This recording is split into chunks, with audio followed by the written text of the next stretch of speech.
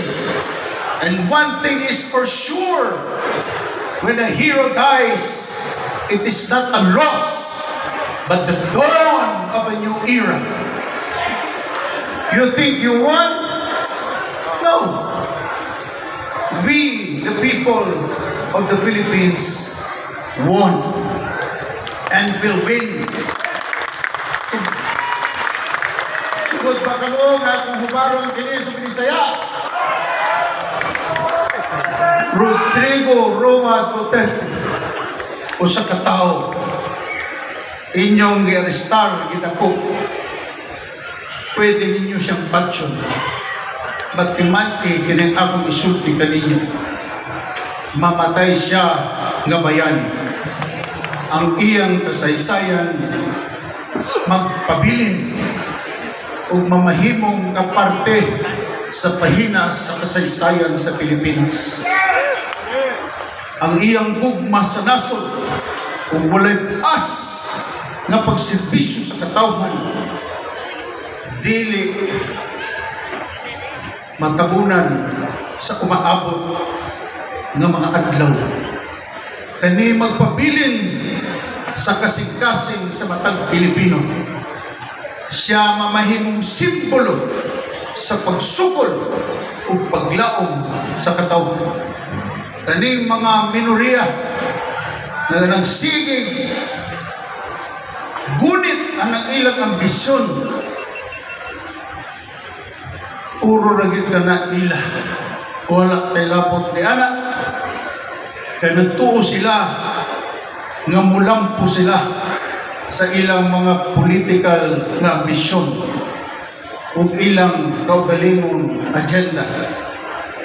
Bakit ninyo kini kung inyong patyo ng among mayor o Pangulong Rudy Duterte ang iyang espiritu magapabilin sa tanang mga Pilipino diriman sa Pilipinas o sa tanang lugar sa kalibutan. Kung kini mamahimumit sa unya sa tinuod nga revolusyon na pagabuhaton sa mga Pilipino.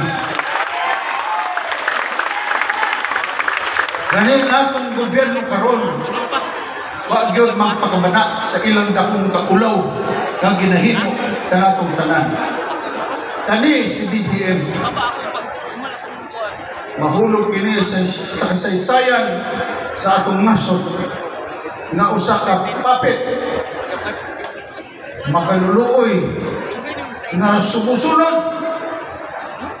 o nagapatuo nga siya mamahimong diktador. Nagapakita lamang ngayon sa iyang pagkaway pulos, huway kahibalo. Mamagani ang kana ng klase nga leader nga way maayong kaisipan, iyang gibaligya ang atong soberenya para lamang siya padayon mupot sa iyang dahog. Ang tao nga gapuluyhan ang mga kwarta nga diinggikan sugad pa sa iyang amahan hangtod karon naanay desisyon manggani ang Korte Suprema nga bayaran nila ang ilang estate tax nagikan sa 3 bilyones karon niabot ng 23 bilyones ni 5 centavos wa paggibayad sa atong kagamhanan. Wa gid siya nakuha nga tinuod nga pagmahal sa katawhan nga iyang gusto nga makuha unta. Katong mga meroriya nga nagsaulog na sa ilang kadaugan tungod sa pagdakop sa atong mahal na mayor o Presidente Rudy Duterte o nga nagpabilin lamang nga nagalantaw sa kasapit o kasubok sa mga Pilipino nga naapektuhan niining tanan.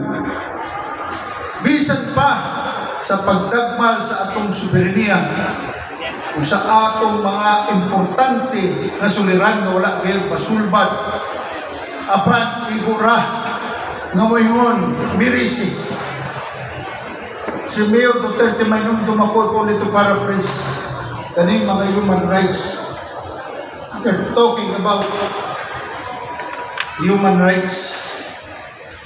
Si Mayor Rudy was talking about human lives.